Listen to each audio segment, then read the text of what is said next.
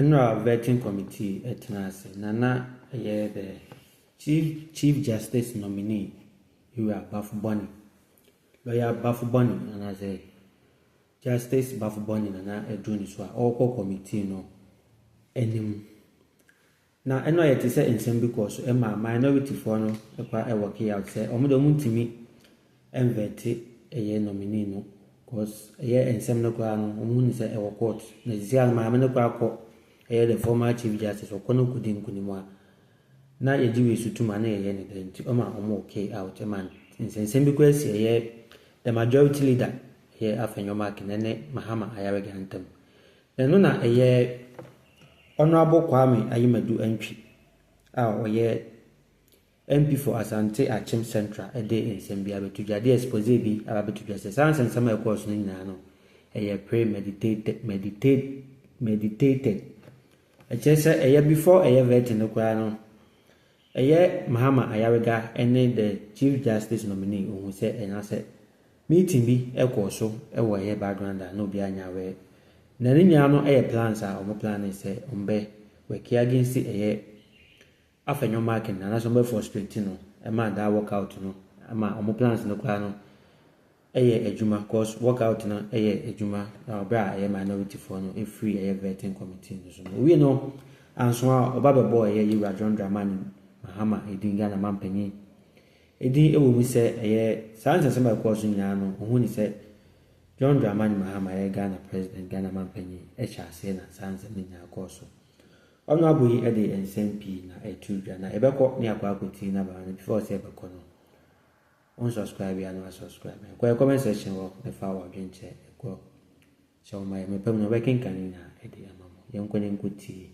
ensemo a ono abo Kwame Ayimadu NP tudwe yelo masi na Kwame de nti anura yako we no anura minim so usu hume dia ma se me bronya tade ya me kwa ko ye vetting ya din nyina ne se ye ko ne akwa ko ye vetting but as a one of the nipa elio me into reading law. Oh wow, na me wo garrison that's no na me try the garrison. I know what is say emrebi what dan no say opie free festival na on say maybe ana metia barras no fa hono mo a circuit court dina na den barras no hon mo na just Baffoe estate. Oh wow, enti mi twemu a na adwuma na ye mese na makodina hon mo hwe empum na adwuma na ye mese na makodina hon mo hwe empuma mo na metie no azabre no kwa na mini akokodura ye de kotna mo na nsia na me bona mane ena mese adwuma we de me ye bi ti me ko nyina na me nse me ko ye law no na mabeye judge ndi oyo bi a waye judge adwuma na ke ena asem na me kan Kwame 19 89 asem na me kan sa 87 88 and American. Waye judge adwuma na cha or experience abre ni nyina kro na wakọ prisons ni ade akodro director ba nsan oba so ko school them until a lot of experience but the maker nyina ne say enra you pay free we no no and anything to do with Justice Baffoe but as someone here can nyina ne say baby a yedro na nse ka yedro ho esan say your chief justice that wo na dia by no ye no enye na committee bia e ko committee bia meeting as a ranking member or ma preliminary comment so far na majority the chairman also manage and no sana started na and somewhere ye bebu sana ade no ye he arrowhead no ye minority leader no but kujire ni nyina gukrata so say obema ensem no obebo no tofa Ghana Fuati and Sania Koso. The year can you say, Adiana Bino, a year, kangaroo, ne, bugani, near money, Adeno. No, quite babies, I say, a dear in a binae. A bino petition na, a bino, essay, what receive, and what the ye, mamma dino. A petition, then I hold on me and son. Back open a bar out. Now, based on one, no, thank a dear. Me and Sunday, and come a minu cram ranaka, me no buy, Nina no adrin cosinti adrin sister. One to me answering. Me no that's all why yen see what some bit in there. Now the report to cause yenino Eddie. That is irregular. Mamina Kaza de Assembly court, Assembly Yinye. That is irregular. What Namua call ECOWAS court, Yinye. That is irregular. And he says, say now, Wakofa as of FunnTV GH and vetting on. We just as Baffoe in free while. Ubia the buyer, a bayer the year. Said the abiner, and yet Mukroya Moya campaign. Most of Bamboy Chief Justice, Mobile Electoral Commissioner, Mobile Soldier for, Mobile Prison for, Mobile Prison for, and Pa Mobile, somebody of Sia, a prison for, the Odika, the Odano Massano, prisons, the Odano Massano. Fire service, the Odano Massano, immigration, the Odano, no crowd, the Kofa Colabi, and I don't know better Nastro. Bring in our way. I'm party justice, Amoye, and a Muslim, Kiki, Asamo and Yasam, Namojina Ho, Makako, Kwame, there can I say, and yet justice talk on no Asem, but I buy no Subina or Yinagino, Ombema country near here, a beko into chaos. Now, we have said the Honorable Ayariga no yen home rano. Asembia, Afenyo Masubiano, and a Rui, in so the Obecano in him. Now, the chairman also acted to the side. The area bears are none on to Quane, see Honobia, Obiku Rat table at there. Almost will be a cost will be interest also in Yamano. We want to avoid that in Parliament. And then Radi see any see, Monfante. Nana movement now. Fabia, what's in Bia na Bibi or Bia Mobetimi Akan. Then some sort of Gosmo still now they continue to vet. Oh, yes. They themselves a battle. And no Akroma conference, press conference will be Busami say, na be a convert and a better. And I'm saying there are equally competent MPs. Me who say or Motivo, they will ask him the necessary question. Even now, Mobusaya, or can say, punishment or the man, or be necessary for the money. I know, I don't fault him. About baby, me, the enemy fortune say, Judge or Chegum, so him run, and then the punishments thereof. It is a, who can say, me for personal reasons in tea, me any pen tea, and I'm very in the sa. Na emoya. Kwame, judgment, I did back one is seen on school, he said, Obi, a judge. The judge is made up of environment, hereditary, and environment. Now, sometimes we may predict judge based upon the experience. Now, as a judge, say, Marco announce, so, I make my example, say, we a judge. Now, I'm funny say, I'm Robert about so. Now, almost to the extent to cross the cry, or I'm Robert, so to make us be a Obakra, and power near the two dynamics. Now, one who's an Yemen, now we, now I call court. Now, and any panwa, I didn't buy, no near the another arm robber, a big no one. Kwame, one cavade. And no, we can predict the maximum sentence a woman or judge in the master any pan. But what did they make an Indian academic? Any what theories of punishment? Your war, retribution, an eye for an eye, a tooth for a tooth, Mosaic law. Say, oh yeah, ukum nipa kum. And all these no one take it into consideration. Now, on the nipa. The Kwame, the thinking in it, and say, and some now you can, and yet justice, Tokono, and then yet justice, Baffoe Bonnie. Name more, are buying on the air process now, Moyena, and yet, na wrong. Enuntino and say say a bino dear other justice Baffoe or suffer for more actions. Na buying a no so the no ba as a permanent at the end. I mean, Rami kind say, baby, I drone ho because processes no, yeah, parliament require the motion the coin. You can say, look, Anka Sika, am I hold you on? Now, you must expedited action you to and Yama a way. In himself, the drone, mammy, unity, on Jimin Samabi, the Akabia a declaratory release. I better say, look, Yanyadi, as a thank out as well. Nancy estimate Eddie will be a banner, Eddie, and the Yintimania a home say, name compensation and any amount. And then I say, yeah. But I dare buy no, and yet, I say, Emma Obia who say, and yet, and also no one per se, Emma no call hands at the moon and that thing about the Hantio.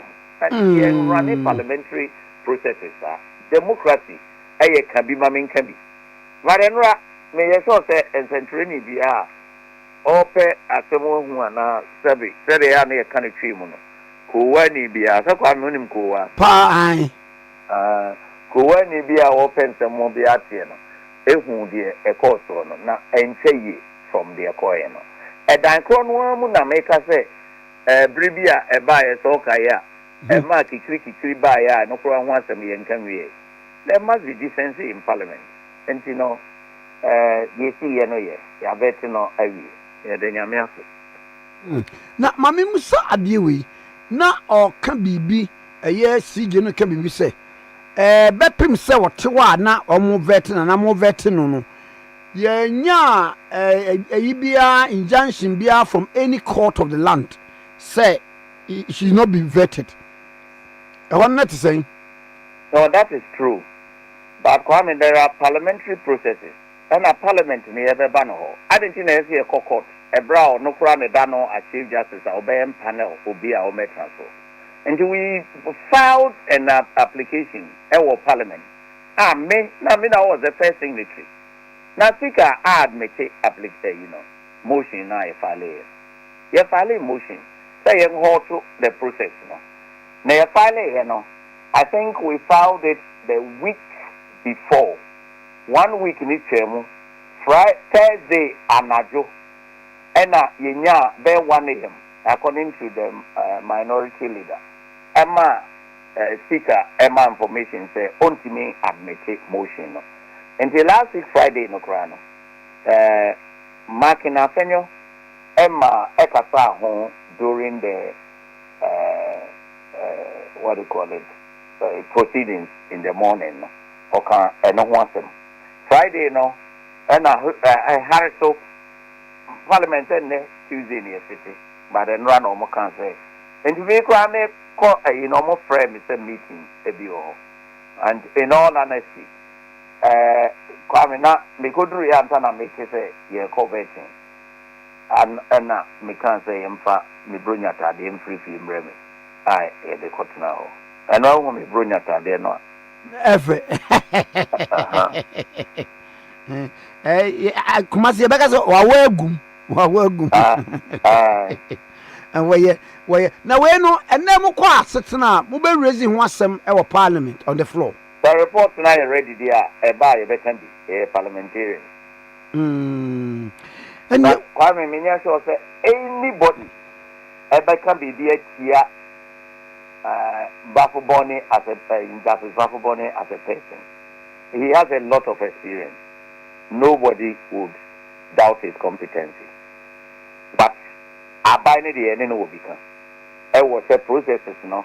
Any choir or fast, so any justice no, any by force, you know. Kwame, seven pennies or Pasiano said the young pony enemy. And it's the way I can move and central phone in ammonia interested. To start with, we didn't walk out. We only stated our position that we are rejecting the nomination of Justice Paul Baffoe as the Chief Justice of the Republic of Ghana. May just help people understand that we in Parliament work according to principles. And so they sent me to Parliament to ensure that I comply or work according to principles. One of the principles that the Nation South people have been made to understand by the current NDC administration, particularly the majority in Parliament, is that consistent with the standing orders of Parliament, when a matter is in court, you do not comment on it. That is the sub judice rule. In this instance, in the case of the Chief Justice, there are pending cases in court. The uniqueness of it is that this is a case where what is supposed to be decided by the court is whether or not the removal of Justice Tokonu was lawful. Now, if the court so decides that the removal is not lawful, what would happen, or one of the things that may happen, would be to reinstate Justice Tokonu. Now, if there is a successor to Justice Tokonu, that is a substantive successor to Justice Tokonu, what then happens is that there will be a fundamental question as to whether or not Justice Baffoe, having been so appointed, having gone through the appointment procedure under the Constitution of the Republic of Ghana, should be removed. It has already been determined in the case of the Ghana Bar Association versus the Attorney General that once a judge is appointed, the only procedure to remove the judge is by way of Article 146 procedure. Article 146 procedure does not include an order of the court.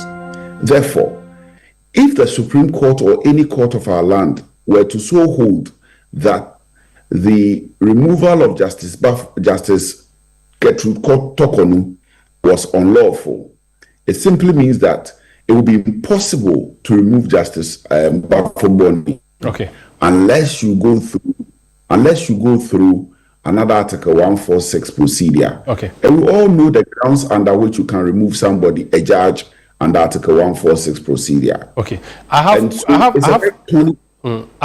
have questions I'm going to ask on that. But before then, when I said you walked out, you said you did not walk out. What did you do? If you did not walk out, I saw you walk out. So you saw us walk out. But you say you did not walk out. So what did you do? What we did was to go in and state our position and block that on stated grounds, we reject the nomination of Justice Baffoe. And then you walked out. Yes, we need to understand that under the Constitution of Ghana, the appointment of a Supreme Court judge is subject to the approval of Parliament. I think I get. So I just wanted to understand just the basic issue. Not to deal with the nitty gritty. I just wanted the specific act, the parliamentary act you undertook today, is a walkout. You said it was not a walkout. So what was it? What is it called in your parliamentary procedure if it wasn't a walkout? We went in to state our position. The vetting is a procedure by which you ascertain the propriety or otherwise of the appointment of the nominee. We have already taken a position on the nominee. It makes the vetting process redundant. In any event, as you all saw it, the majority was not ready to accommodate the minority in the vetting process. But you still haven't told me what you did in your your exit from the committee room. What we did was to state our position summarily rather than go through the vetting process, because we already have taken a position. Why do you have a difficulty saying that you walked out when in the English language and even both in the parliamentary procedure, what we saw you do was a physical walking out of the committee room? Okay. At the end of the vetting process, the majority also walk out, wouldn't they? So we went in, completed our vetting, our part of the processes earlier than schedule by stating our position, and then we left. It wasn't a walkout. Okay,